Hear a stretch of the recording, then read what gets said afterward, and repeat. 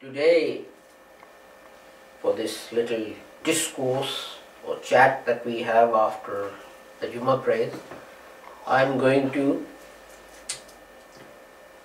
translate something from Jung, which is an Urdu newspaper published in London. I don't know if it's printed in Pakistan or not, but it was printed in the UK edition on Tuesday, 24th of May, year obviously 2011, on page 7.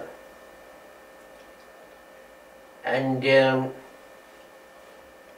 heading that they've given it is "Before the World Ends," before Qiyamah. Today, whatever gathering you go to, if there is a talk there about religion, then signs of the last day will certainly be mentioned. Youngsters, especially those who got to university, have much interest in this topic. They have read something, they would have read something about the appearance of Imam Mahdi and the coming of the Dajjal, the Antichrist. And on this topic, they give their opinion with such certainty, as if as soon as these two things happen, Muslims' problems will come to an end. The fact is that these signs of the last day, that is to say, under the leadership of Imam Mahdi, the successes that Muslims will gain, and for Jesus to descend from heavens, and for them to confront the Dajjal, the Antichrist, and his armies, all of these signs will appear at their time, at the right place. But people forget this fact, that before these successes and glories appear or are attained, before them the fitna, the evil of the Dajjal, evil of Antichrist will appear. And that will be a danger, and many people will lose their faith and will lose their association with Islam. As a topic of discussion or chatting, it's an interesting topic. But sometimes those who are discussing this topic get so involved in their own discussion that they care not for the fact that the time of salat, the time of namaz, is passing them by. Namaz is being lost or wasted. But the discussion on the coming of Hazrat Mahdi and Hazrat Isa is taking place with great fervor and noise. And glad tidings are being given to each other that the time of their appearance cannot be far. Very soon these two personalities shall appear. And then, God forbid, perhaps, they will make it legal and lawful not to worry about the duty to say your prayers and say it on time. I think he's saying this sarcastically. Then he goes on, and they will say to the Muslims, you don't have to do anything. We have come to help you. You can sit peacefully in your homes. We will do everything for you.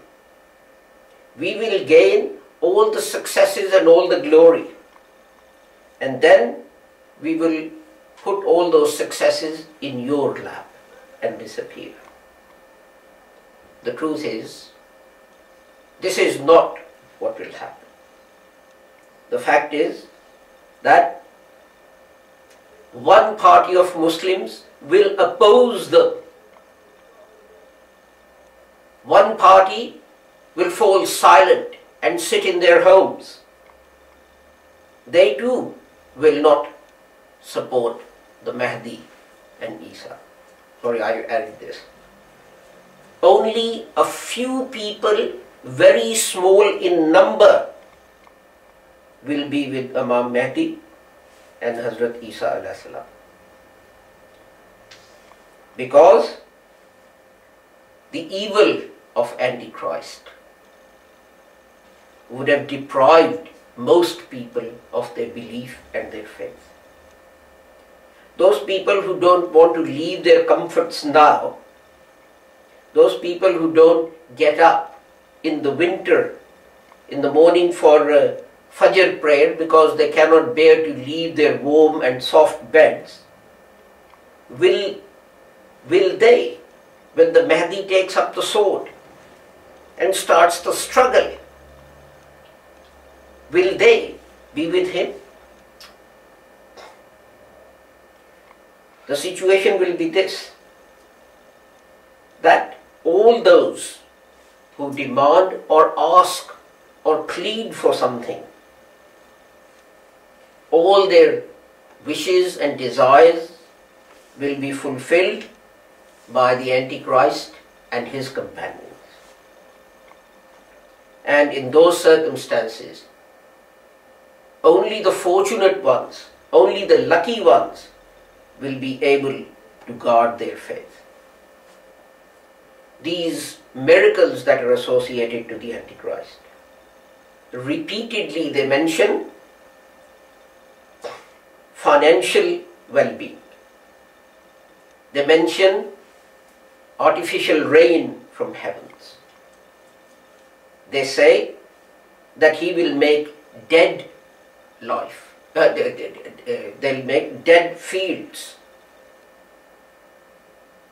green. Those areas where there is always a shortage of food, he, that is Antichrist, will provide food, crops and fruits in abundance in those areas. Whatever anyone wants, they'll arrange it according to their desires. Even dead will be brought out of their graves. My Master sallallahu alaihi wasallam, when he mentioned that the one who is buried will be brought to life, then the companions asked, "O Prophet of Allah, will it be the dead body that is being buried that will be brought to life?" What the Holy Prophet Muhammad said in reply can be summarized in this way: no, but it will be like them, or bear a resemblance to them. You can see that cloning has started. And you will see that the world will see astonishing scenes. But what is the lesson in this for us? What is the message in this for us? What is the advice in this for us? Should we just sit and not do anything? Should we stop worrying about the last day?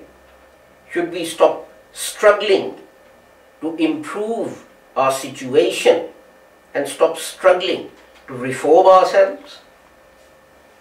And just sit there and wait that Hazrat Imam Mahdi and Hazrat Isa comes and they solve all our problems. The truth is that that will be a time of trial, and it will be a great challenge that we'll face.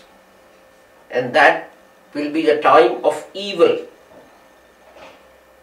such evil that companions of the Holy Prophet Muhammad asked Allah to protect them from that.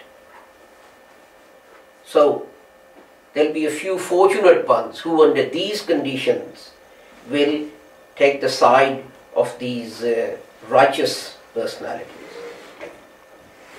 The people who cannot leave the life, the temporal life, the temporal easy life today, will they be able to leave it at that time when the world is full of evil and injustice? Will they come into the world and fight to establish peace and justice in this world, and step out into the field of action?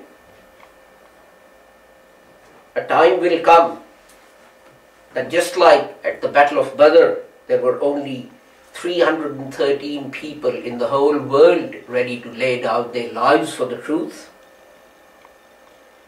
It will also be so that there will only be 313 people who will be ready to lay down their lives for Imam Mahdi and Hazrat Isa when they descend. And they shall be the ones who are successful and victorious. Do not waste your time in discussion and chats about the times to come to a degree that you forget that you need to reform yourself now and that you need to deal with your circumstances and situation now. I now take you back to Hazrat Sahab's ilham, his revelation. A time will come when your call will reach to all corners of the world. Apart from the fact that this friend is saying that Mahdi and Isa are two people and Hazrat Isa will descend from heavens, he is saying everything that Hazrat Mirza Ghulam Ahmad strove for and everything that he said. So his call is reaching, and in fulfillment of his other prophecy, that a time will come when whether you accept my claim to being the Messiah or not, you will accept the interpretation of Islam and the path that I set out for you, for Muslims to again become successful. I will stop here.